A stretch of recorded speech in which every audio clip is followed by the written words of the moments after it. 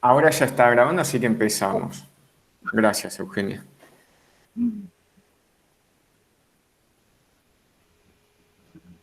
Aguántenme. Ok.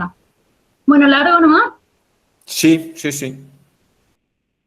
Bueno, yo les voy a contar de un trabajo que estuvimos haciendo, eh, bueno, este año, que lo terminamos hace poquito, lo mandamos, que es sobre la evolución y la formación de grupos compactos, y es una continuación del trabajo anterior que justo cuando agarré vieron que uno tiene una plantilla en la que siempre hace las cosas. El seminario que di el año pasado acá en el IATE era del 4 de diciembre, así que bueno, justo que es el paper anterior relacionado con este trabajo, así que justo un año del seminario anterior.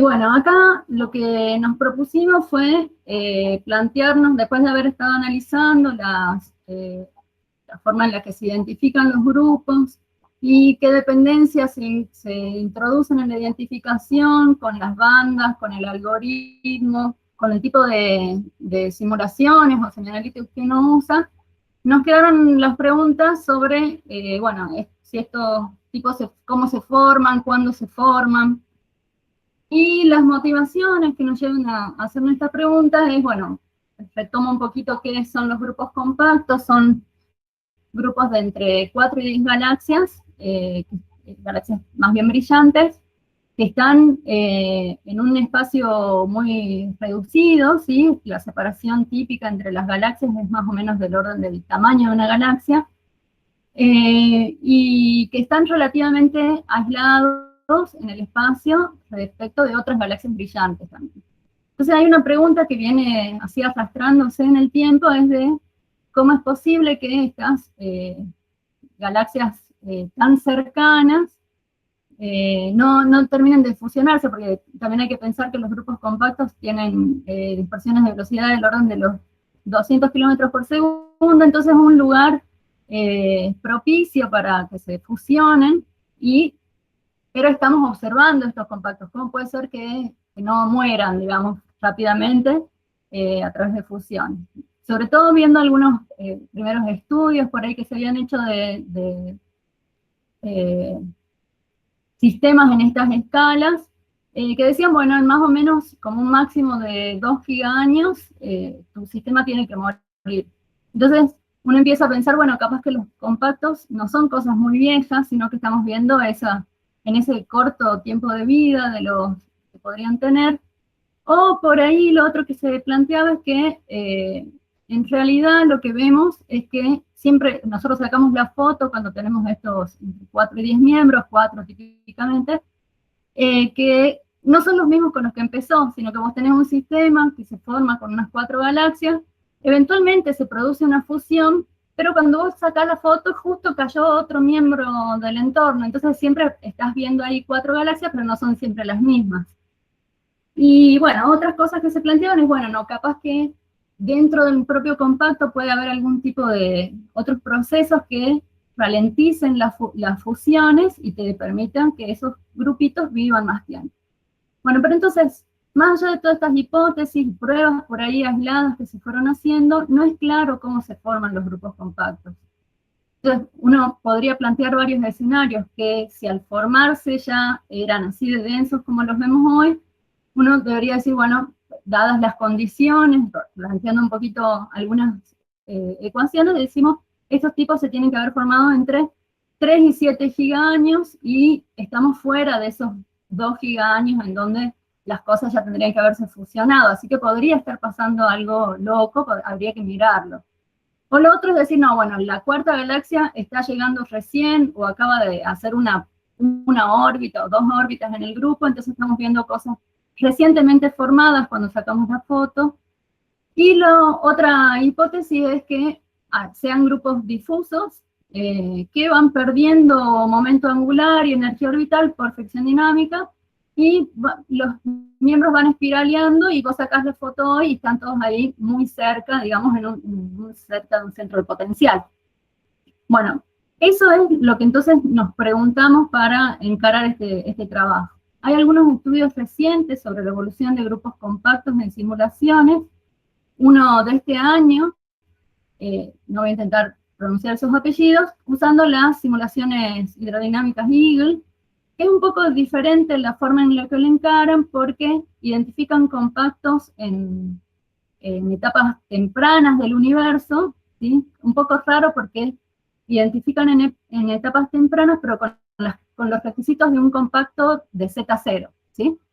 Entonces lo miran allá atrás en el tiempo y van hacia adelante, vienen hacia hoy. Y dicen, no, estos tipos en 2 gigaños mueren. Entonces, en principio, esos compactos que ellos identifican a Z alto no deberían ser observables a Z0. Y bueno, después otro trabajo del año pasado de Tzanavaris, que usan, creo que es la Millennium con algún semianalítico, no me acuerdo si es con Delucio o con Hugo, pero bueno, hacen ciertas restricciones y terminan trabajando solo con 8 grupos compactos, un quinteto, 2 cuartetos y 5 tripletes, y ellos lo miran para atrás en el tiempo, y que este es también el enfoque que nosotros vamos a tomar en este trabajo, que es perseguirlos hacia atrás con las historias de los merger trees. Bueno, y ellos con estos 8 grupos dicen, sabemos que son pocos, pero lo que estamos viendo es que no podemos decir, esta es la forma en la que se construyen, se crean los grupos compactos, sino que hay variedad. Entonces dicen, hay varios canales. Bueno, hacia allá entonces vamos en este seminario, retomando lo que era el paper anterior. Nosotros utilizamos varios modelos semianalíticos que están corridos sobre diferentes simulaciones, sobre la Millennium 1 y la Millennium 2 en particular, que tienen distinta resolución. Acá tenemos algunos de sus datos. Los 5 modelos semianalíticos con los que nos quedamos, que es el paper anterior habíamos usado 7 modelos y varias cositas más. Bueno, acá nos concentramos en los que dieron más señales, bueno, algunas cosas que nos llevaron a seleccionar estos, ya les cuento enseguida, de entre los 7 que teníamos. Delucia, que es solo por antigüedad, que lo vamos manteniendo, es uno de los primeros que han sido utilizados en muchos trabajos en la literatura. Cubo del 2011 y del 2013, ahí tenemos una corrida sobre Millennium 1 y sobre Millennium 2, el cubo 2011, y Enríquez, el semianalítico de Enríquez del 2015. Acá voy a pasar un poco rápido, estos son algunos plots del paper anterior, en donde simplemente investigamos o mostramos qué tan buenos son estos modelos semianalíticos a la hora de reproducir propiedades generales de las galaxias. Acá tenemos la función de masa estelar, la función de luminosidad. Si yo muevo el mouse, ¿se ve? Sí, ¿no? Sí. Sí, sí, se ve perfecto. Por ejemplo, acá, que les decía, ahora nos hemos quedado con 5 de estos 7 con los que habíamos partido. Al semianalítico de Enríquez, corrido sobre la Millennium 2, hemos dejado de usarlo justamente por esto que se ve acá en lo que es la función de masa y la función de luminosidad, que no llega a muestrear bien la parte masiva o brillante, y que para los grupos compactos justamente esa es la parte que más nos interesa, ¿sí? Porque nos concentramos en galaxias brillantes. Así que bueno, después del paper anterior, a este lo descartamos.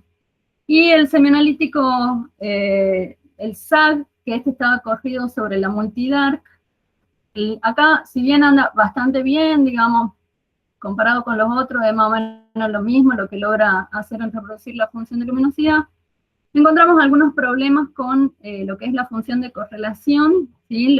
El clustering en escalas chicas en la multidark está dando bastante por debajo de lo que son las observaciones, y en estas escalas pequeñas es donde nosotros vivimos con los grupos compactos y logramos identificar muy poquitos grupos compactos, muy por debajo de lo que son las muestras observacionales.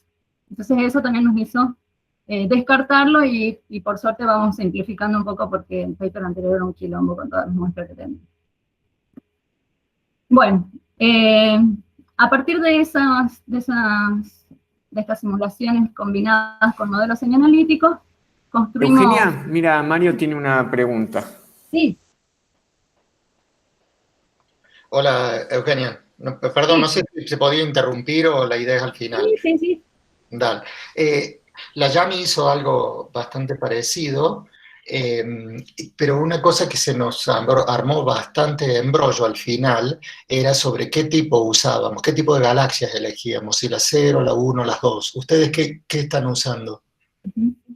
Nosotros usamos todas, y a las tipos 2, que son las huérfanas. De hecho, el paper anterior hicimos todo un análisis sobre las galaxias huérfanas. ¿Qué pasaba, por ejemplo, con las funciones de correlación? Si pones o no pones las huérfanas, ¿cuál es la fracción de huérfanas en cada uno de estos modelos? ¿Sí? Porque ahí, dependiendo de la resolución, básicamente, de las simulaciones, que necesitas más o menos huérfanas. Y en particular el SAG está medio falto de huérfanas, es lo que parece, ¿sí? Esto alguna vez lo charlamos con Sofía Cora, que también ella fue la que nos empujó cuando no entendíamos qué pasaba acá con los compactos. Ella fue la que nos dijo, ¿saben qué está pasando ahí con las huérfanas? Y ahí nos metimos a mirar, las que son las tipo 2.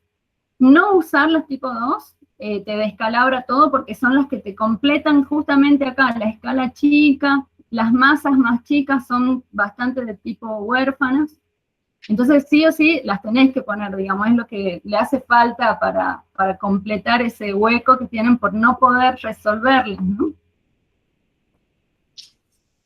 Ok, gracias. Después charlamos en todo caso. Dale, capaz que contesté nada que ver lo que vos preguntabas.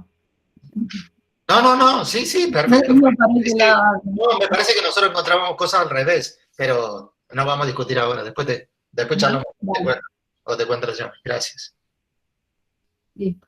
Bueno, entonces, con estas simulaciones y semianalíticos, construimos LICONs, que son, bueno, catálogos sintéticos, en donde metemos un poco de evolución, también utilizando todas las salidas de los snapshots de la simulación, vamos pegando diafranzas, digamos, para meter un poquito más de precisión. Y bueno, y acá solo una comparación para ver, lo negrito es el histograma de la distribución de redshift de galaxias en el Sloan, y cómo dan los semianalíticos. Bueno, acá el Enrique se veía también que quedaba medio mal, al SAG acá no se le notaba nada raro. Bueno, sobre esos LICONs identificamos nuestros grupos compactos con un algoritmo que hemos desarrollado hace un par de años, que es una modificación sobre lo que era el criterio de Hickson. La modificación principalmente para hacerlo de manera automática, porque Hickson lo hace visual, y para introducir el corrimiento rojo, el redshift, ¿sí?, de las galaxias desde el primer paso. Hickson hace una identificación visual en proyección, y después se hace un filtro en velocidad. Bueno, acá el algoritmo lo hace todo junto, y básicamente estas son las condiciones para definir estos grupos compactos, que tienen, como decíamos ya al principio, entre 4 y 10 galaxias, en un rango de 3 magnitudes. La compacticidad se mide en términos del brillo superficial, que es la magnitud dividida el área angular, digamos, ¿no?, y la cantidad, el cilindro, si uno quiere, lo puede pensar como un cilindro, tiene que ser, respecto al centro de masa, menor que 1000 kilómetros por segundo. O sea, tenés un cilindro de 2000 kilómetros por segundo, si le pones un más menos, ¿no? Bastante largo. Y bueno, se le ponen algunos requisitos de aislación y de brillo, todo esto en un rango de 3 magnitudes respecto de la brillante. Por eso siempre decimos está aislado de otras galaxias brillantes, tiene que poderse ver todos los miembros en ese rango, y no nos importa nada lo que pase con el universo de galaxias débiles alrededor, ¿sí? A los grupos compactos pueden estar llenos de débiles que no le molestan a ninguno de estos requisitos. Bien. También esto, algo que venimos haciendo desde hace bastante, que es tratar de redefinir. Sabemos que los algoritmos de identificación a los Hickson tienen problemas, que identifican mucha porquería, ¿sí?, muchos alineamientos aleatorios. Entonces, nosotros haciendo uso de la información 3D en las simulaciones, empezamos a tratar de clasificar en algo que le llamamos sistemas reales, ¿sí? El real este acá, o alineamiento aleatorio, los CAS, tomando la separación entre galaxias, la separación en el espacio real, ¿sí? Con móvil, o sea, no es algo observacional, y bueno, le pedimos que bueno, básicamente esto como para simplificar, que la separación máxima entre las 4 galaxias más cercanas sea menor que 200. Tiene ahí algunos otros requisitos que yo ahora no les voy a contar mucho más, para no hacerles mucho lío, pero cuando uno lo piensa así simplificado es, bueno, están a menos de 200 de separación entre las galaxias, ¿no? Tomando esta clasificación en las muestras identificadas en los LICON de cada semianalítico, encontramos que la fracción de reales está cerca y por abajo del 50%. O sea, la mitad de los grupos que identificás son alineamientos aleatorios y la otra mitad los podés pensar como sistemas físicamente densos. Bueno, acá en este trabajo lo que hicimos es quedarnos con los grupos de solamente 4 miembros, en vez de usar todos de entre 4 y 10, la mayoría de los grupos compactos tienen entre 4 o 5 miembros. Entonces no es tanto la reducción que estamos haciendo, pero nos simplificó bastante lo que fue el análisis de la evolución, que ya les cuento enseguida, porque fíjense, por ejemplo, acá nosotros contamos con estas cantidades, que es la distancia, la separación máxima entre 2 partículas de entre las 4 más cercanas. Entonces ahí, en vez de tener que ir buscando los subgrupos de 4 y ahí medirle la separación máxima o la separación mínima, directamente ya es entre los 4 miembros que tienen grupos, ¿sí? Fíjense que los porcentajes en los grupos de 4 miembros de cosas reales bajan respecto de la muestra total, ¿sí? No nos hace, a lo que vamos no le va a afectar mucho, pero bueno, esto solo para resaltar que entre los grupos de 4 miembros, la cantidad de grupos físicamente densos, o el porcentaje de grupos físicamente densos, es menor que cuando usamos la muestra general. Bueno, y acá para seguir metiendo un poco más de ruido, la forma, tenemos algunas otras subdivisiones que también yo acá voy a saltear algunas en lo que es este seminario, pero bueno, en el paper hemos mantenido todas estas clases y subclases, partiendo de los grupos compactos de 4 miembros, que en total tenemos 6.447, sumados los 5 semianalíticos. Dividimos estas muestras en reales y alineamientos aleatorios, como les conté recién, y además, a los alineamientos aleatorios los dividimos en 4 clases, en donde en estas clases, subclases, digamos, de los alineamientos, uno puede pensar que tiene pequeños subgrupos reales, ¿sí? Entonces, bueno, acá está la forma analítica, digamos, de hacerlo, pero bueno, más o menos imagínense cómo es esto en la clase 3 más 1.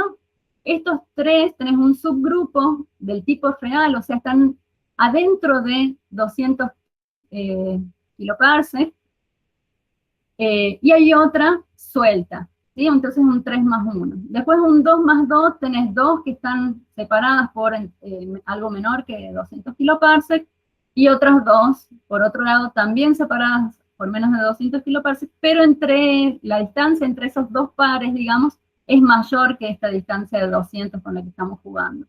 Bueno, los sistemas 2 más 1 más 1, y los sistemas que le llamamos fake o completamente falsos, que son un 1 más 1 más 1, en donde la separación, que está por acá, la separación máxima entre 2 galaxias, cualquiera de ellas, o la separación entre 2 de esas galaxias, es mayor que 1 megaparsec. O sea, vos tenés un compacto de 4 miembros, en donde 2 de las galaxias de ese compacto están a más de 1 megaparsec de distancia. Eso, obviamente, no es un sistema ligado, y es un fake, digamos, del identificador que en proyección la llega a meter muy probablemente por esto de que el cilindro, yo lo mencioné medio al pasar, el cilindro de búsqueda en el tipo Hickson es de 2000 kilómetros por segundo, esos son como 20 megaparsecs que le permiten, ¿sí? Así que ahí aparecen estos sistemas que son muy chotos, digamos, para hacer cualquier tipo de análisis. Así que bueno, lo que yo les voy a contar ahora, vamos a separar a estos no les voy a mostrar los análisis que hicimos, pero sí van a ver que voy arrastrando los fake, porque sobre estos fake no vale la pena hacer ningún tipo de análisis de evolución, ¿está bien? Entonces van a aparecer por ahí esa submuestra de los fake. Acuérdense que viven adentro de los alineamientos CAPS. Bien. Bueno, ¿cómo hicimos para estudiar la evolución? Bueno, vimos los merger trees, o los árboles de fusiones de las simulaciones, y para cada miembro del grupo compacto pedimos y descargamos el merger tree, y nos quedamos con el progenitor principal de cada uno de esos miembros, y bueno, con cada uno de esos, para cada snapshot, digamos, uno puede calcular la distancia de ese miembro o de ese progenitor principal al centro de masa, medido también en ese snapshot. Para empezar a jugar, lo que hicimos fue definir una submuestra pequeña, para ver para dónde teníamos que ir, digamos, y agarramos los grupos reales, que son a los que uno más fe les tiene, y decíamos, bueno, miremos a ver hacia dónde corren estos, después si podemos lo ampliamos, pero bueno, tomamos la muestra de los reales, y tomamos unas pequeñas submuestras en cada semianalítico, más o menos un 15% de los grupos reales en cada semianalítico, y nos construimos esta muestra de testigo de 342 grupos. Y a estos 342 los miramos visualmente, le miramos la evolución espacial. Las cantidades que medimos para hacer esa inspección, bueno, fue determinar en cada snapshot el centro de masa, ¿sí? Esta es la fórmula simple, esta es la masa estelar de cada progenitor principal en cada snapshot. Para cada galaxia, entonces, una vez determinado el centro de masa, podemos medir la distancia comóvil a ese centro de masa, y utilizamos también esta cantidad, que es la distancia física, que no es otra cosa que la distancia comóvil dividido 1 más el redshift del snapshot. Esta distancia física del centro de masa es la que vamos a utilizar para mirar cómo se comportan espacialmente las galaxias. Acá les muestro 4 grupos diferentes, ¿sí? Cada una de estas son los miembros cada uno de los colores, los miembros en un compacto. Hoy está hacia la derecha en cada panel, ¿sí? Redshift 0 o Lookback Time 0. Entonces, evolucionan hacia la derecha las cosas. Y a ver qué les puedo contar acá. Bueno, lo primero que vemos es que hay una gran variedad, sí, al menos estas, se comportan diferentes los grupos, que es lo que ya decía Sanavaris, que vos agarrás y mirás grupos aleatorios y no podés decir, no, sí, todos los grupos se formaron recién, se formaron hace mucho. Y fíjense que acá yo estoy con una submuestra de los que ya son reales, ¿no? Ni siquiera es que tengo, tengo contaminación, porque los alineamientos, el identificador y la pendorcha, no. Acá ya estamos restringidos a algo que uno más o menos los creía homogéneos. Bueno, dentro de esa pequeña submuestra también vemos una variedad de canales de formación. Acá para cada galaxia en un compacto uno le puede medir distintas características al perfil de evolución de la distancia al centro de masa. Si el centro de masa acá está en el 0, ¿no? Esta es la distancia al centro de cada una de las galaxias con el tiempo. No sé si ya lo había dicho. Uno puede determinarle tantas características o medirle tantas cosas como uno quiera, ¿sí? Acá yo nombro unas 10 cositas que uno puede medirle, que son las principales a las que nosotros le hemos prestado atención, aunque de hecho en un momento teníamos 20 features de estas para clasificar o para caracterizar, digamos, cada una de las órbitas estas de cada galaxia. Por ejemplo, lo primero que decimos es, miremosle los pericentros. Cada vez que uno ve una de estas caídas, ¿sí? Un acercamiento al centro de masa, se aleja, vuelve a acercarse, se aleja, ¿sí? Cada uno de estos picos representa un pericentro de esa galaxia, de la órbita de esa galaxia, ¿está bien? Entonces uno puede contarle para cada miembro cuántos pericentros tiene. Acá, por ejemplo, esta galaxia negra nunca hizo un pericentro, pero acá sus compañeras sí tienen algunos pericentros, algunas tendrán un poco más, otras un poco menos. Acá tenemos esta con al menos un pericentro, y acá pareciera que ya está llegando a su segundo pericentro. ¿Bien? Y bueno, sí tuvimos algunas consideraciones de que son, cuando medimos los pericentros o el número de pericentros, son pericentros profundos, porque tenemos varias cosas que pueden ser un poco de fluido, sobre todo cuando las salidas de la simulación están un poco más espaciadas. Entonces le pedimos cierta caída, ¿sí? Si es un piquito chiquito como esto acá, no lo contamos como pericentro, contaremos este sí, este no, perdón, este sí, este no, este sí. Bueno, entonces pericentros profundos principalmente lo que estamos diciendo. Bueno, y lo otro que hicimos es, tenemos 4 galaxias en cada grupo. Bueno, vamos a tomar una de ellas como la delatora del tipo de canal de formación que le vamos a asignar a cada grupo. Y esa galaxia delatora va a ser la que tenga menos pericentros, la que haya dado menos vueltas, digamos, en el grupo. Entonces, acá en este gráfico ya está llamado Tabayas, ¿no? La galaxia negra es la que nosotros hemos seleccionado como la delatora, que es la que en cada caso tiene menor número de pericentros, o bueno, en el caso de que hubiese más de una galaxia con igual número chico de pericentros, seleccionamos la que haya tenido el primer pericentro más tardío, ¿sí? Más cerca del 0. Entonces, esa es, digamos, las curvas negras son las que nos van a ayudar a nosotros para decir qué tipo de canal de formación ha seguido el grupo. Y bueno, acá, obviamente que a propósito, elegí mostrarles estos 4 grupitos que corresponden a lo que nosotros hemos asignado en 4 canales de formación diferentes. El primero de ellos es un grupo de formación temprana, en donde las 4 galaxias ya están muy cerca entre ellas desde muy temprano. Fíjense que acá tenemos entre 9 y 10 gigaaños. Ya las 4 galaxias andan acá saltando dentro de 100 kiloparsecs, ¿sí? Están muy cerca todo el tiempo, toda su historia, vivieron dentro de 100 kiloparsecs más o menos. Y ahí podemos ver que van haciendo sus cositas, ¿sí? Sus órbitas, todas juntas.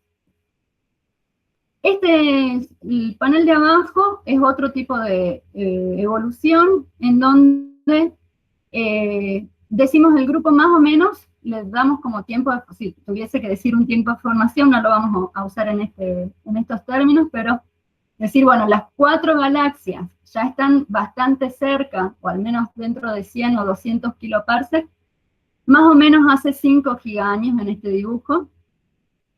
Y lo que va pasando es que, fíjense cómo va disminuyendo la distancia al centro de la última galaxia que llegó.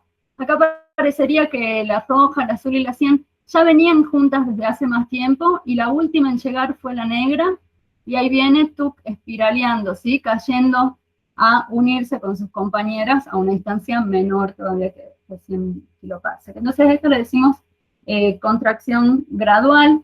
Esto puede haber pasado un poco más temprano, y lo que vemos es esa caída. Bueno, sí, eso básicamente. En este otro canal de formación es el más claro, digamos, que es como, no hay duda que la última galaxia acaba de llegar ayer, digamos. ¿Sí? No hizo ninguna órbita, las otras pueden haber estado ya unidas, podría haber sido un triplete y le cayó una cuarta, pero no necesariamente, ¿sí? Yo acá, con un ejemplo, no alcanza para ver todo el zoológico que hemos mirado. Podría que 3 de estas galaxias están tirándose de cabeza a una que anda ahí, una gordita que está en el medio, y tú las vemos que están cayendo todas al último. Bueno, pero nosotros nos preocupamos por al menos la última de ellas, que es lo que hacen. En este caso, entonces, hicimos un grupo de formación tardía. Y este otro caso, que es algo intermedio entre lo que sería la contracción gradual y el tipo tardío, en donde el segundo pericentro, digamos, o sea, el grupo ya seguro, todas las galaxias pasaron por un pericentro, y podría estar pasando por su segundo pericentro recién, ¿sí? Entonces, la diferencia entre un gradual y un second es que en el gradual han pasado más de 2 veces por el pericentro, ¿sí? Este podría también estar ahí. Bueno, acá vamos a tener algunos cuidados, si está subiendo o si está bajando. Si todavía no llegó a completar, acá diríamos que este es un apocentro. Si no llegó hasta el apocentro, lo vamos a considerar como un late, ¿sí? Solo tuvo este peri y está subiendo y no terminó de subir. No vamos a considerarlo como un second, sino más bien como alguien que acaba de llegar. Bueno, esto podría estar pasando más allá. No sé si se entiende algo de lo que digo, pero más o menos como para ver. Y de nuevo, estos por ahí son los ejemplos más bonitos. El zoológico fue grande, pero lo bastante llamativo es que con estas 4 clases logramos meter a todo el mundo, ¿sí? Muy pocos podrías decir, no soy capaz de clasificarlo como alguno de estos 4.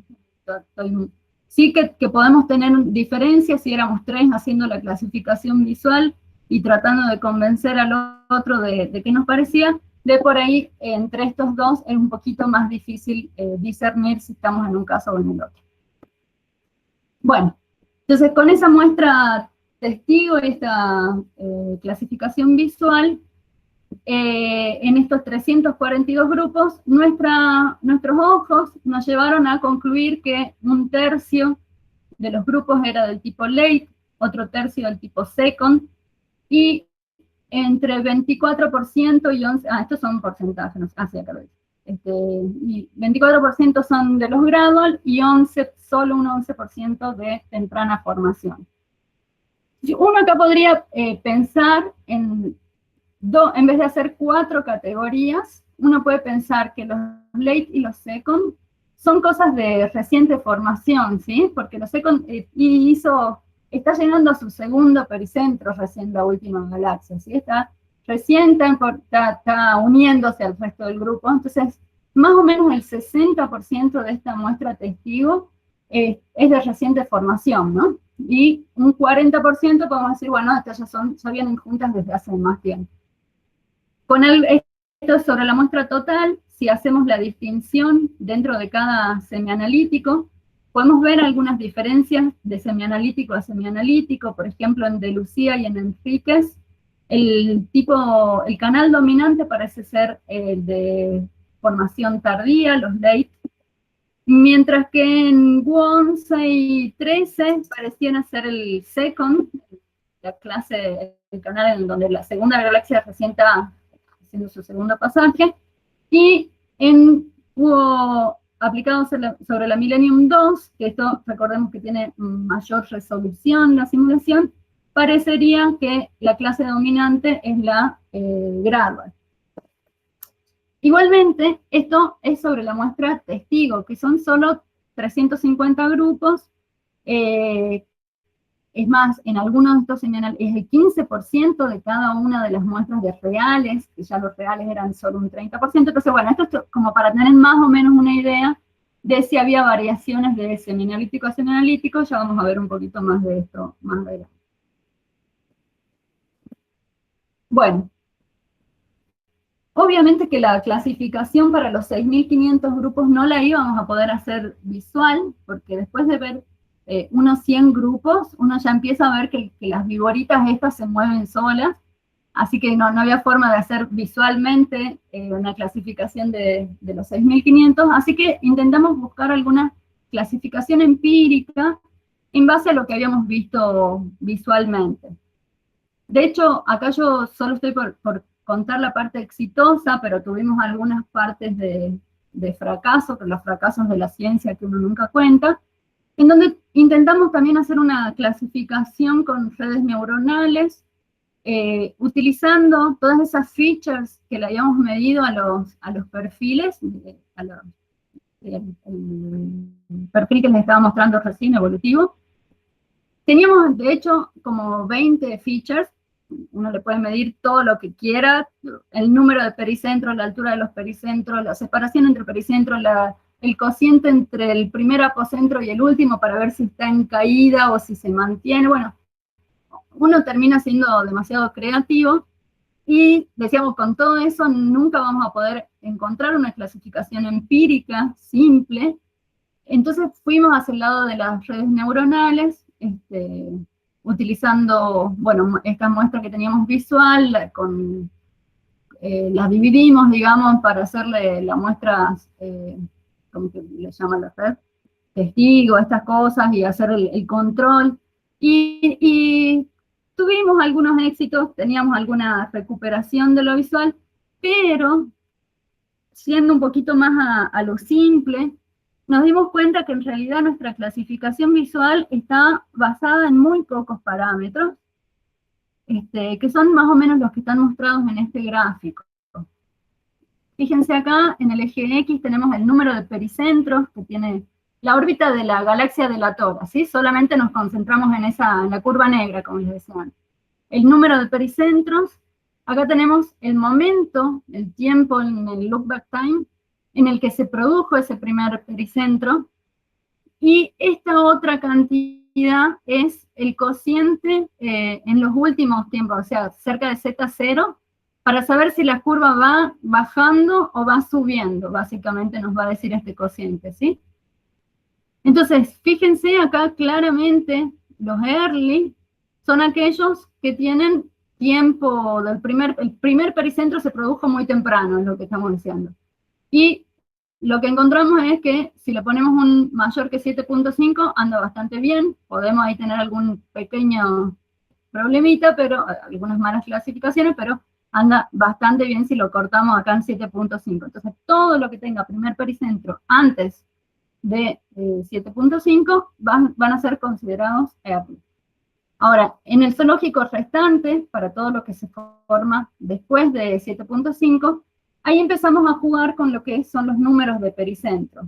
Los late, obviamente, no tuvieron ningún pericentro, esos son los más fáciles, pero podría haber algunos casos, no sé si se ve acá en este hit, acá se llega a ver que hay algunos late que tienen un pericentro, pero lo que está pasando, y que creo que yo lo dije por allá cuando estábamos viendo las curvas, es que la galaxia tuvo un pericentro que de hecho es hace bastante poco tiempo, es medio reciente, hizo un pico, digamos, y empezó a subir. Entonces el cociente P0, P1 me está dando mayor que 1, es esto que tenemos acá. Entonces, no llegó a su primer apocentro, podríamos decir, ¿está bien? Tuvo un pericentro, pero no llegó a hacer esta subidita. Bueno, esos van a ser clasificados como late. Bueno, acá están para los otros casos, ¿sí? Entonces ahí, si al final va en subida o va en bajada, de alguna manera estamos diciendo si ya pasó por un nuevo apocentro o no, a pesar de que no haya llegado del todo al pericentro, ¿está bien? Esas son las distinciones que vamos a ir haciendo. Y ahí caemos también en esto de cómo distinguir si es un second o un gradual, dependiendo de si hizo las dos onditas, si hizo las dos onditas completas o no, si ya está llegando a una tercera, pero no lo hemos logrado medir en el número de pericentros.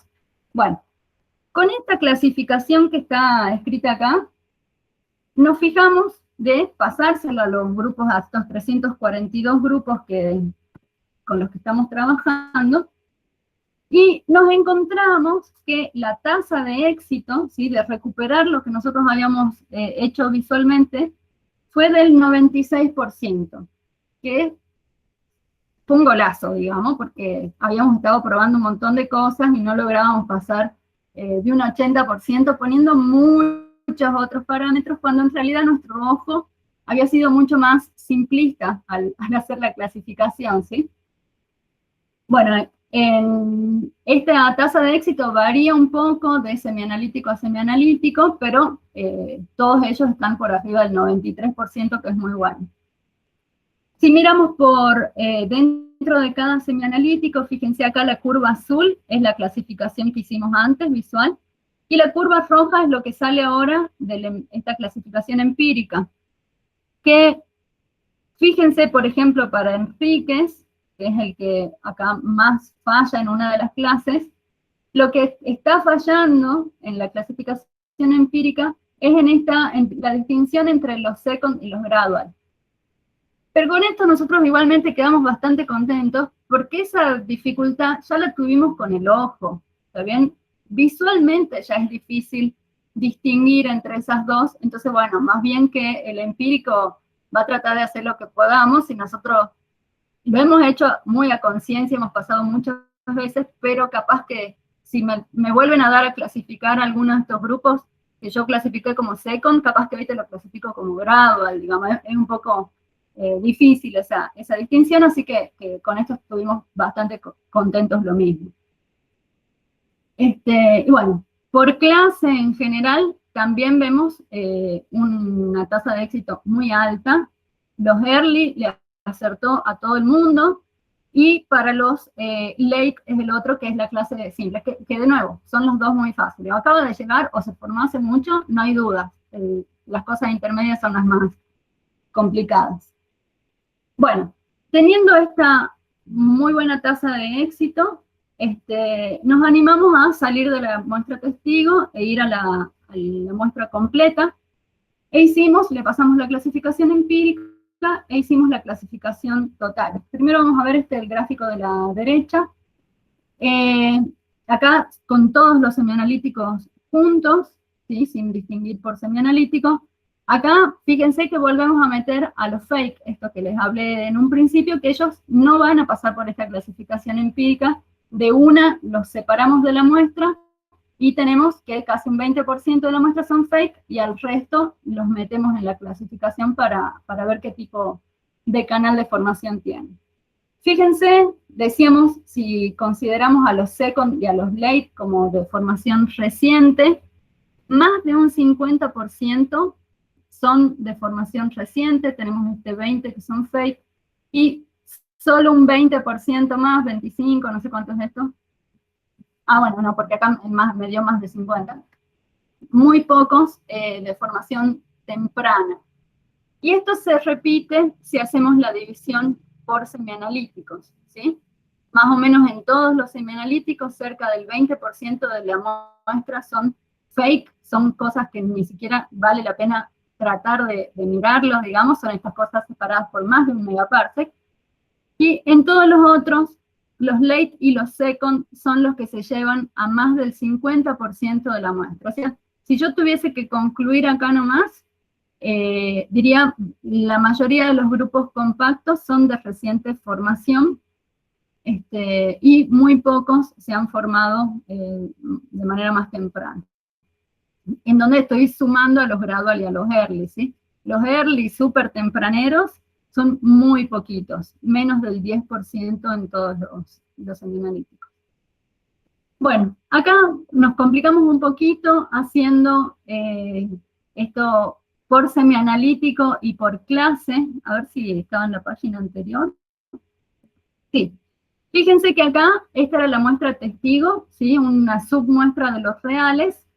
Ahora, cuando pasamos a la muestra total, la curva roja son los reales de cada semianalítico, y vemos diferencias, vuelvo para atrás, tic, con lo que era la visual, que yo algo de esto balbuceé por allá adelante, de que como era una muestra chiquita, podía que no sea exactamente lo que íbamos a encontrar en la muestra final, porque puede ser medio bias, ¿sí? lo que uno cree que es aleatorio, por ahí capaz que no era tan aleatorio, si es tan poquito lo que estamos buscando. Entonces, bueno, acá sí nos podemos animar a decir un poco más sobre cuál es el canal dominante para los reales en cada semianalítico. Fíjense que acá el semianalítico de Lucía y Cubo aplicado en la Millennium 2 están dominados por grupos de formación gradual, o de contracción gradual, creo que le llamaban. Mientras que en Enríquez los reales están dominados por los de formación tardía. En Cuo 11 y Cuo 13 hay una variedad más o menos similar o constante entre repartirse si son late, second o gradual, ¿sí? Bastante quietos, y bueno, en todos ellos muy poquitos early. Para los CAS, los alineamientos aleatorios, que acá hemos sumado a los fake, esto que los tenemos que ir arrastrando, todos los K, digamos, independientemente del semianalítico, el canal dominante para los Ks es el de reciente formación. Esto son porcentajes respecto de los reales en cada muestra y de los Ks en cada muestra. Acá les muestro otra forma de mirar este gráfico, en donde en vez de quedarnos en esta división dentro de reales y K, vemos para cada canal cuál es el tipo dominante, ¿sí? Acá podríamos haber dibujado a los fake también, que serían completamente alineamientos aleatorios, que son los azules, pero bueno, al pedo porque sería una barrita de 100% azul, ¿no? Entonces, dentro de cada canal vemos que para los late, por ejemplo, los alineamientos aleatorios son los dominantes, tenemos un 23% de reales y un 77% de alineamientos, y eso pasa para todos los modelos semianalíticos, ¿sí? Entonces la clase de late, de formación tardía, está dominada por alineamientos aleatorios. La clase de formación temprana, si vamos al otro extremo, que digamos, decimos los extremos son los fáciles, están dominados por grupos de tipo físicamente densos, lo que hemos clasificado como reales, los rojos. En el medio, fíjense que los second, en general, también están dominados por alineamientos aleatorios. Acá tenemos el más parecido, que es casi un 50-50.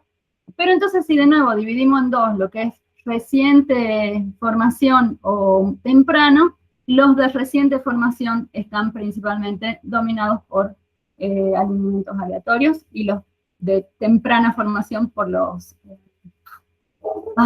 físicamente densos. Tengo muchas palabras. Bueno, ya quiero apurarme un poquito para terminar. Voy a saltear esto porque creo que no, me estoy por pasar de la hora. Esto es, cuento brevemente, la fracción de earlys, en donde acá sí metimos en la misma bolsa early más gradual, ¿sí? Que es más fácil de analizar en 2 que en 4. ¿Cómo depende? Con la cosmología y con la fracción de huérfanas, esto que yo les contaba, ahí que Mario preguntaba al principio también, con cada uno de los modelos, que es básicamente esta es una fuerte dependencia con la receta del modelo, ¿sí? Acá la cosmología es más hacia la simulación que hacia el modelo semianalítico. Bueno, la fracción de grupos de formación temprano tiene una fuerte dependencia con el modelo cosmológico, ¿sí? En universos más densos hay una menor fracción de tipo temprano, o dicho de otra manera, en universos más densos, la formación tardía es la más frecuente, ¿está bien? Solo para confundirlos, porque les muestro la formación temprana y les hablo de lo que no está mostrado. Pero vamos un poquito más, así termino, podemos volver después si tengo un minutito. Bueno, otra pregunta que nos hicimos allá al principio, es que, bueno, toda esta clasificación, nosotros lo hacemos, es puro 3D, ¿sí? No hay forma de que desde las observaciones podamos, hasta lo que venimos acá, que podamos inferir algo. Estoy mirando el merger tree, sí, bueno, yo le saco esta foto a un compacto, no hay forma de saber cómo carajo se formó.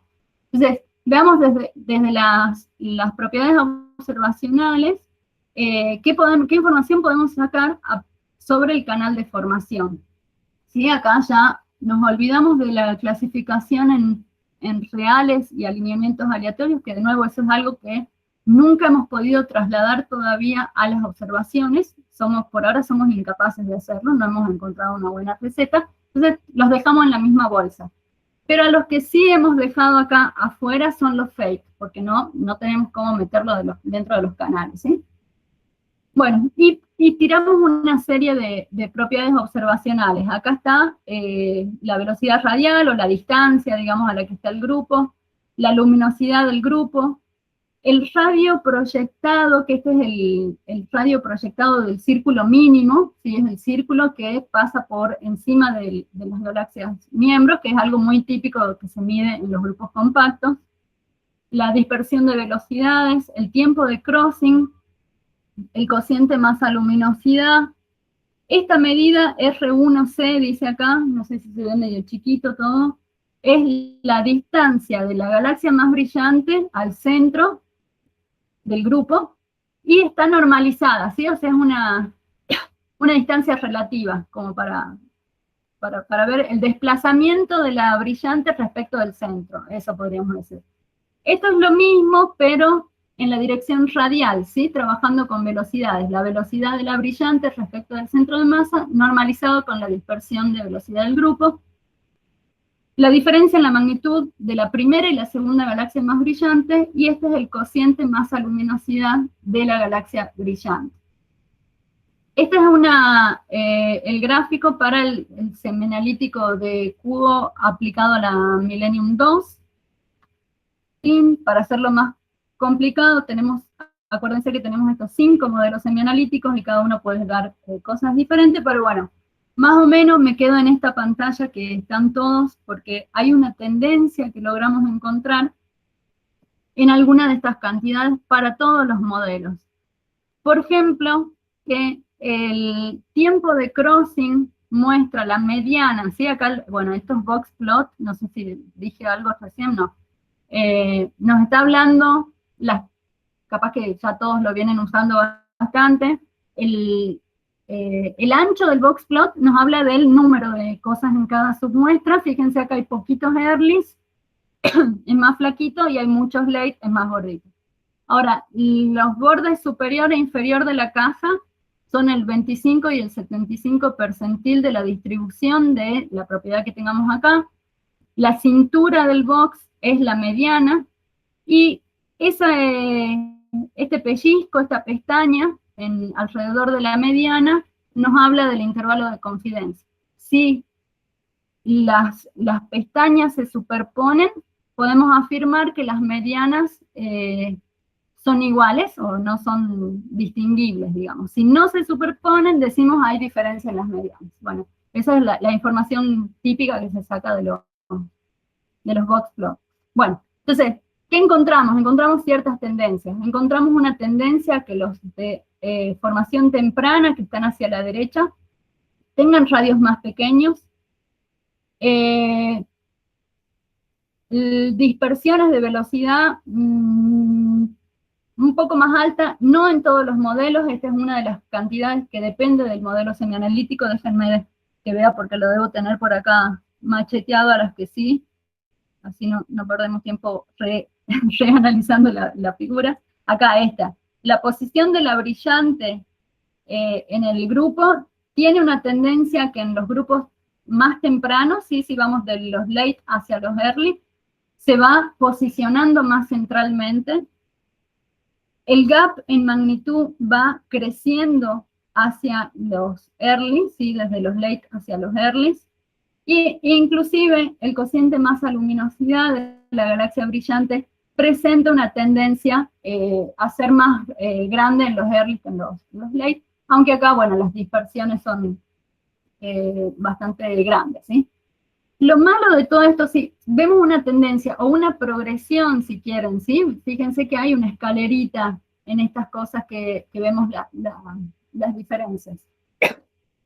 Lo que tiene de malo es que no es suficiente para distinguir observacionalmente las clases, porque si bien está la tendencia en la diferencia de las medianas, no es que tengamos cosas completamente o clases completamente separadas en lo que es una distribución. Si yo no puedo venir y decir, ah, bueno, si encuentro un radio de 40 kiloparsec, estoy segurísima que es un early, no, porque bueno, esto también tiene una dispersión, vamos a poder ahí, no están completamente separadas. Y de hecho, acá también intentamos jugar un poco con las redes neuronales, de tirarle